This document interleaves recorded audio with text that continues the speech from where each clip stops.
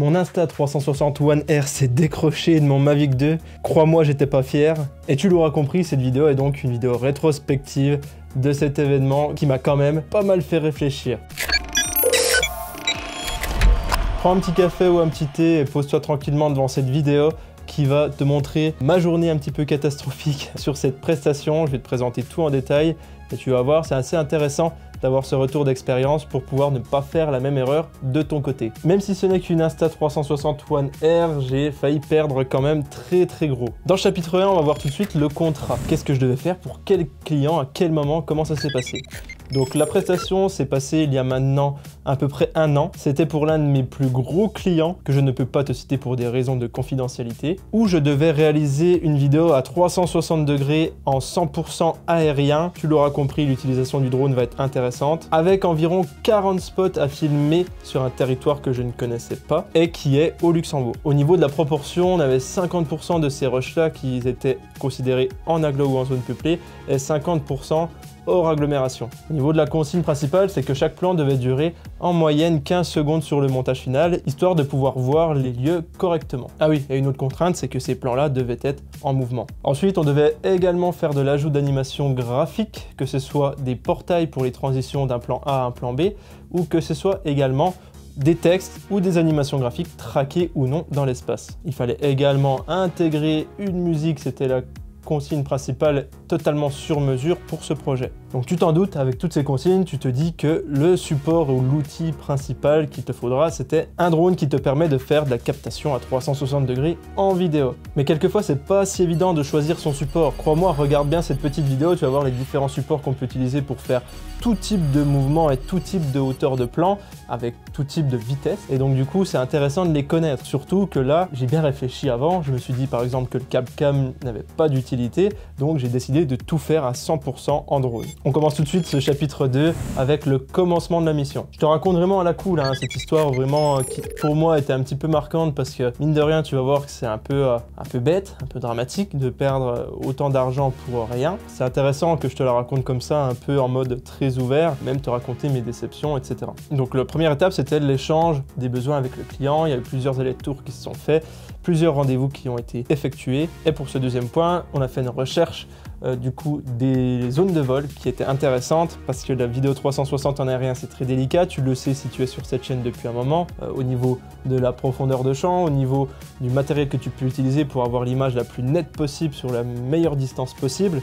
Et du coup on a dû bien sélectionner les zones de vol en question, tout en restant proche des centres-villes parce qu'il y avait un besoin de voir ces centres-villes, et après les plans qui étaient vraiment en agglomération, proche de ton sujet principal qui pour nous était le centre-ville pur, c'est-à-dire en général l'église du village ou la mairie du village. Troisième étape, j'ai directement recherché les démarches qu'il fallait réaliser pour réaliser ces vols. Au Luxembourg, c'était très technique, je suis un des premiers à pouvoir voler au Luxembourg sur la partie S2, à l'époque bien évidemment, et du coup j'étais une des seules sociétés qui pouvait clairement réaliser cette mission dans les temps impartis. Du coup, j'ai fait toute cette paperasse pour pouvoir voler aux endroits voulus, au moment voulu, bien évidemment en laissant une marge en cas de météo défavorable, tu l'auras compris. Et surtout, il y a des démarches de courtoisie qui sont très importantes pour ce genre de mission, c'est-à-dire que j'ai dû voler proche de monuments historiques, de châteaux, etc. Des fois, il n'y a pas forcément de besoin spécifique au niveau de la DGAC territorialement compétente hein, pour le Luxembourg, mais du coup, il y a des cas où tu n'as pas besoin de faire ça, et tu as besoin juste de faire une démarche de courtoisie, c'est-à-dire que tu vas voler à proximité de leurs biens, et du coup c'est quand même bien de tout simplement leur en informer. En général, ces gens-là sont au courant de ce que vous allez faire, étant donné que la mission a une envergure toute particulière. Ça y est, c'est parti, on commence la mission. Du coup, j'arrive sur le premier jour de tournage. Sache qu'en termes d'estimation, on a estimé la totalité du tournage repérage à 3 journées. C'était quand même assez ambitieux à la base.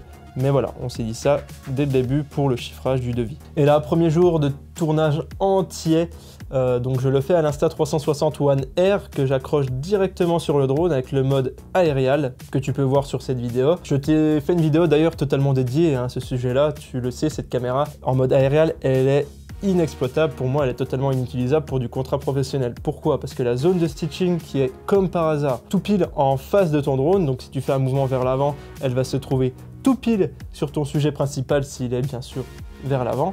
Et donc tu vas avoir vraiment un stitching horrible et totalement impossible à récupérer. J'ai fait une journée de tournage, j'avais fait pourtant quelques tests sur cette caméra, j'étais pas extrêmement déçu et tu as pu le voir aussi sur la chaîne Drone Ambition, ma chaîne secondaire. Et du coup je me suis dit ça va le faire quoi, je me suis dit ça va fonctionner. Et en fait là, selon les conditions météorologiques etc, avec les tremblements du drone, avec le fait que j'étais dans des vallées un petit peu différentes, bah, du coup cette zone de stitching elle me sautait aux yeux et je me suis battu pour ne pas la voir et pour avoir quelque chose de très homogène et très bien stitché, c'était impossible. Donc j'ai déjà perdu une journée pour rien à cause de cette caméra qui était très capricieuse. Qu'est-ce que j'ai fait? J'y suis retourné, bien évidemment, pour refaire exactement les mêmes plans. Avant de poursuivre, je te fais juste un petit point sur mon organisme de formation. Comme d'habitude, je t'invite à checker directement à la fin de cette vidéo, directement dans la description. Le centre de formation s'appelle Immersive Ambition.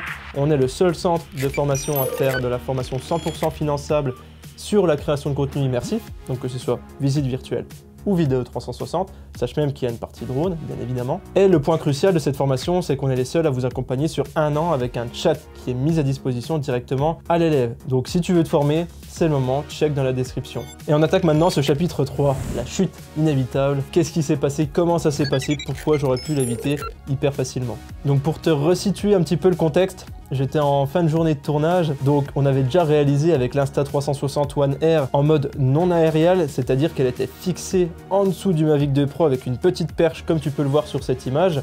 Là c'est une GoPro Fusion, mais c'est le même principe. C'est-à-dire que j'étais content de mon système. En plus de ça, la One R, je pouvais gagner encore quelques centimètres de plus en dessous le support, donc en dessous le drone, car je l'avais mis en mode stick. Quand on dit en mode stick, c'est-à-dire que la batterie, le corps écran et le corps caméra, enfin le corps avec les lentilles, sont tout alignés. Et ça, c'était hyper puissant. J'étais hyper content du système jusqu'à ce jour-là, au final. Tout se passait bien, hein. Les premiers rushs, tout était nickel.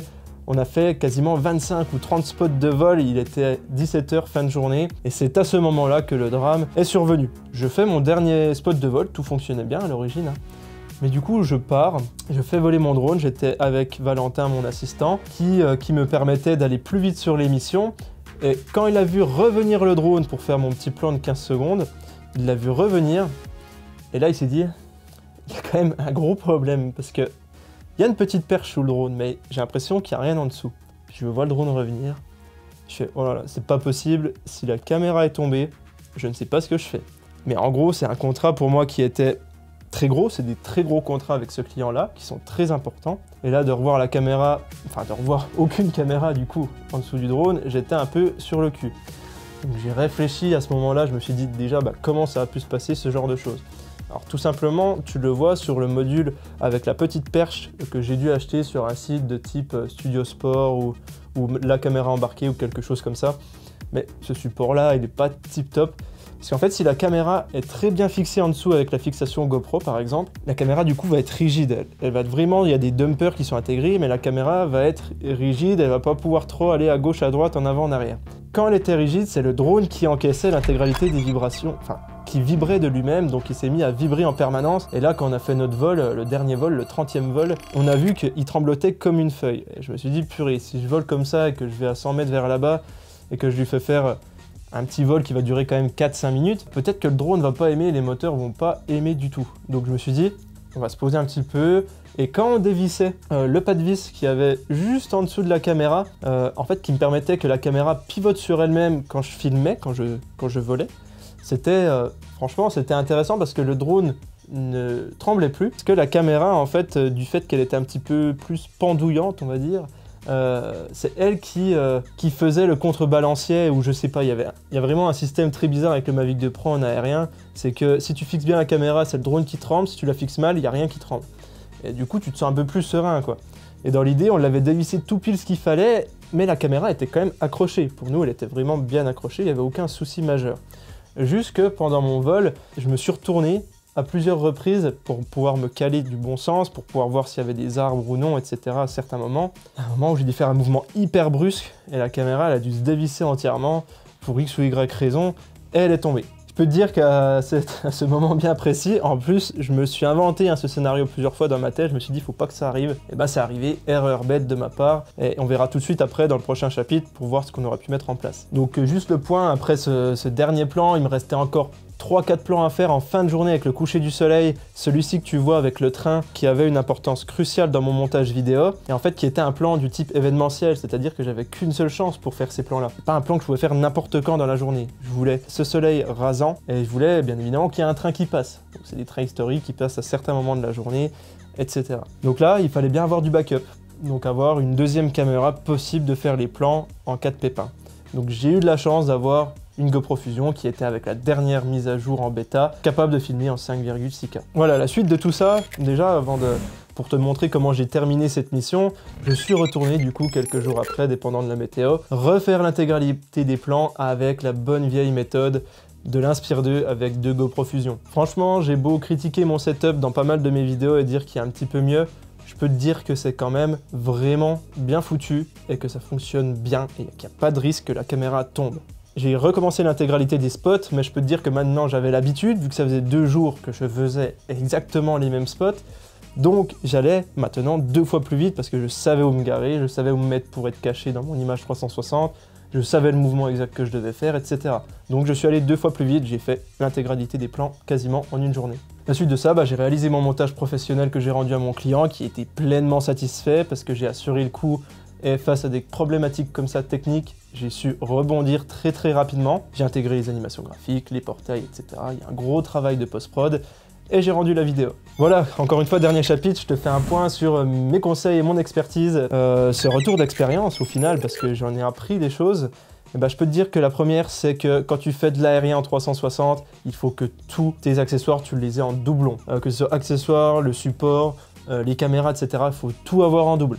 Dans un tournage 2D, c'est déjà valable ce genre de conseil, mais là, dans un tournage 360, ça l'est encore plus. Deuxième chose très importante, j'ai acheté des Apple AirTags qui sont hyper intéressants pour faire ce genre de choses. Et crois-moi que si j'aurais eu un Apple AirTag sur mon Insta360 One Air, j'aurais été le plus heureux du monde. Parce que oui, je t'ai oublié un petit chapitre où je suis retourné une journée entière chercher à pied ma caméra dans la cambrousse. C'est tombé vraiment pas où il fallait et je ne l'ai pas retrouvé. Peut-être qu'à l'heure d'aujourd'hui, quelqu'un là, en tout cas si tu l'as, contacte-moi directement dans les commentaires. Et dernier conseil pour des caméras plus lourdes et plus onéreuses, mais bien ce qu'on appelle une élingue flexible, cette fois-ci la plus légère possible parce que tu le sais bien, au niveau du poids sur les drones c'est compliqué, mais une élingue aurait permis de retenir cette caméra assez facilement. Elle aurait juste pendouillé pendant mon vol, mais je ne l'aurais pas perdue. Voilà, j'espère que ce petit retour d'expérience encore une fois t'a plu. Tu te rappelles, j'en avais fait un sur le DJI Inspire 2, n'hésite pas à aller voir sur la chaîne directement. Sinon, clique ici si tu veux une vidéo qui pourrait t'intéresser toi et rien que toi, ou clique juste en dessous sur cette icône si tu veux voir la toute dernière vidéo sur la chaîne. Une vidéo bien mise à jour, un dernier tutoriel hyper poussé. Vas-y, clique tout de suite.